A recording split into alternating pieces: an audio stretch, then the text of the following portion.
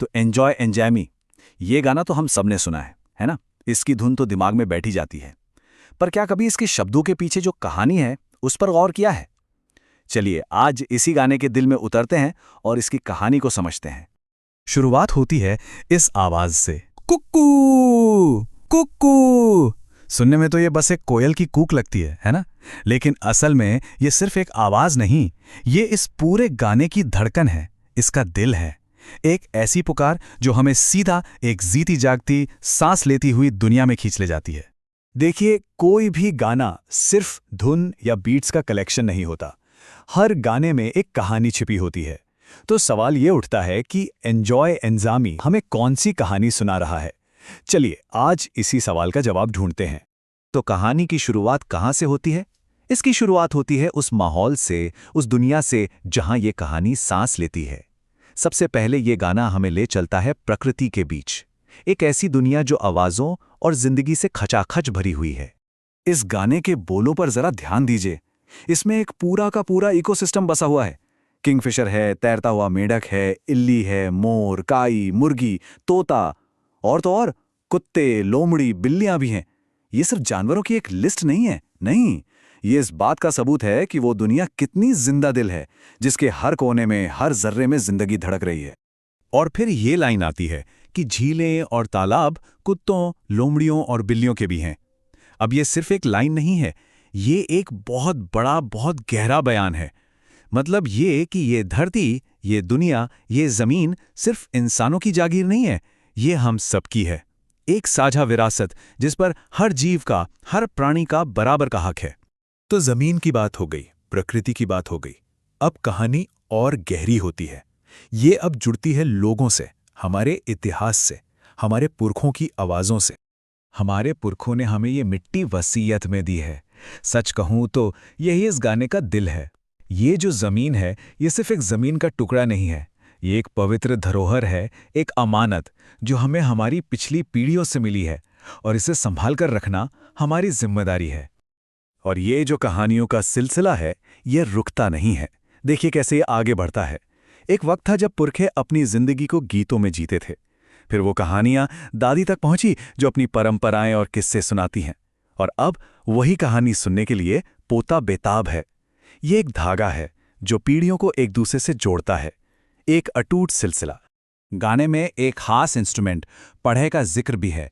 ये एक तरह का पारंपरिक ड्रम है, जिसे क्या कहते हैं, सभी चमड़े के वाद्य यंत्रों की दादी माना जाता है।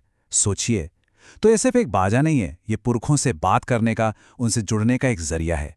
इसकी हर थाप में, हर धुन में मानो पीढ़ियों की कहानियां गूंजती हैं। तो अब तक हमने क्या देखा? एक खूबसूरत जमीन जो विरासत में मिली है, जिसमें पुरखों की कहानियां हैं। सब कुछ बहुत सुंदर लगता है ना? लेकिन अब कहानी एक नया मोड़ लेती है, क्योंकि इस जमीन पर काम करने की एक बहुत कठोर सच्चाई भी है। और यहीं इस गाने का असली संघर्ष, इसका असली द्वंद्व शुरू होता है। तो एक तरफ तो ये गाना उस दुनिया का जश्न मनाता है जहां मेहनत रंग लाती है, जहां जमीन सोना उगालती है, जहां फसलें लहलहाती हैं और हर तरफ खुशहाली है। जैसा कि ये लाइनें कहती हैं, मैंने 5 पेड़ लगाए, एक खूबसूरत बाग को सींचा। ये इंसानी मेहनत का वो खूबसूरत पहलू है जो जिंदगी देता है, जो कुछ नया बनाता है। लेकिन, और ये लेकिन बहुत जरूरी है, ये गाना सिर्फ एक खूबसूरत तस्वीर पेश नहीं करता, ये हकीकत से मुंह नहीं मोड़ता। ये हमें मुश्किलों का, दर्द का सामना भी करवाता है। और यहीं से कहानी का दूसरा, ज्यादा कड़वा पहलू सामने आता है। और फिर आती है ये लाइन, जो शायद इस गाने की सबसे पावरफुल लाइन है।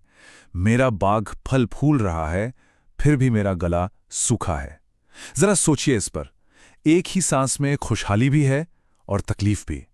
मेरा बाग तो लहलहा रहा है, पर मेरा अपना गला प्यासा है। ये उस कड़वी हकीकत की तरफ इशारा है जहां जमीन को सींचने वाले के हिस्से में सिर्फ सूखा और प्यास आती है। ये जो विरोधाभास है, ये जो तनाव है, वो यहां और भी साफ दिखता है। देखिए, एक तरफ जमीन की मेहरबानी है, उसके लहलहाते खेत हैं, और दूसरी तरफ है मजदूर का दर्द, पसीने से तरबतर कमीज और जोंक के काटने से बहता हुआ खून। जमीन फल फूल रही है और इंसान पिस रहा है। तो अब सवाल ये है कि इस खूबसूरती, इस विरासत और इस दर्द भरे संघर्ष के बीच ये गाना हमें कहाँ ले जाना चाहता है? इसका हल क्या है? ये गाना एक बहुत ही गहरा और ज़रूरी समाधान देता है। इतनी सारी उलझनों के बाद इस पूरी जटिल दुनिया के बीच से एक बहुत ही सीधा सा लेकिन बेहद ताकतवर आइडिया सामने आता है। एक ऐसा आइडिया जो इन सारे विरोधाभासों को एक साथ बांध देता है। और वो आइडिया है एन्जॉय मेरे प्यारे, एक साथ आओ। बस यही, जिंदगी की मुश्किलों और खूबसूरती दोनों के जवाब में ये गाना कहता है कि एक साथ आओ और जो है उसे एन्जॉय करो। यही इस गाने का असली संदेश है, एकता का, साथ आने का संदेश। और आखिर में गाना हमें एक बार फिर उसी विरासत वाले आइडिया पर वापस ले आता है, इस सवाल पर कि हम अपने पीछे क्या छोड़कर जाते हैं और हमें अपनी पीढ़ियों से क्या मिला है। गाने के आखिरी हिस्से में जिंदगी, मौत और विरासत का एक पूरा चक्र दिखाया गया है। धरती घूमती है, मुर्गा बांग देता है जिससे सुबह होती है, उसकी बीट से जंगल को खाद मिलती है, वो उपजाऊ होते हैं। फिर वही जंगल देश बनता है, देश घर बनता है, और फिर माँ बाप उस घर को पीछे छोड़ जाते हैं अगली पीढ़ी के लिए। मतलब जहाँ एक चीज़ खत्म होती है वहीं से दूसरी शुरू होती है। ये जो लाइन है, हमारे माँ बाप ने पीछे छोड़ा, इसके कहने का अंदाज बहुत मार्मिक है, दिल को छू लेने वाला। इसमें एक तोहफे का एहसास तो है ही, लेकिन साथ ही एक गहरे नुकसान, एक खालीपन का एहसास भी है। और यही तो विरासत है जो हमारे कंधों पर है। तो आखिर में ये गाना हमें एक बहुत बड़े सवाल के साथ छोड़ जाता है। अगर ये दुनिया सच में एक विरासत है, एक अमानत है जो हमें हमारे पुरखों से मिली है, तो इसे एक साथ मिलकर सहेजने का, इसका आनंद उठाने का सही तरीका क्या है? ये एक ऐसा सवाल है जिसका जवाब हम सबको मिलकर ढूंढना होगा।